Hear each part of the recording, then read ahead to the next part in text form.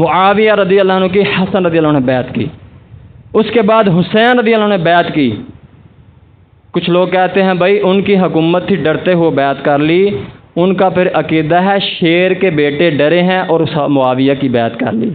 علی رضی اللہ عنہ اللہ کے شیر ہیں، اسد اللہ ان کا لقب تھا کہ شیر کے بیٹوں نے مجبور ہو کے معاویہ کی بیعت کی ہے، ورنہ بیعت نہ کرتے۔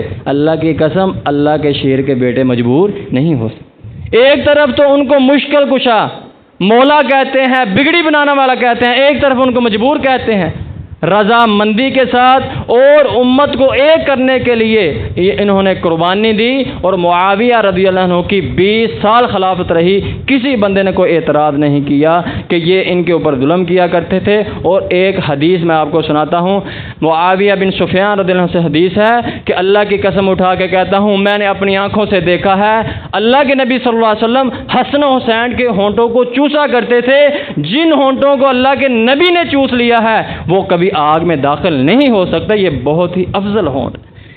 یعنی اگر دل کے اندر کوئی ملال ہو، کوئی ان کے بارے ناراضگی ہو تو کوئی ایسی حدیث بیان کرے گا؟ کبھی نہیں کرے گا۔ معاویہ رضی اللہ عنہ بھی بہت زیادہ محبت کرتے اور تحفے تحائف بھیجا کرتے تھے اللہ کے نبی کے گھرانوں کے طرف، اور یہ قبول کیا کرتے تھے۔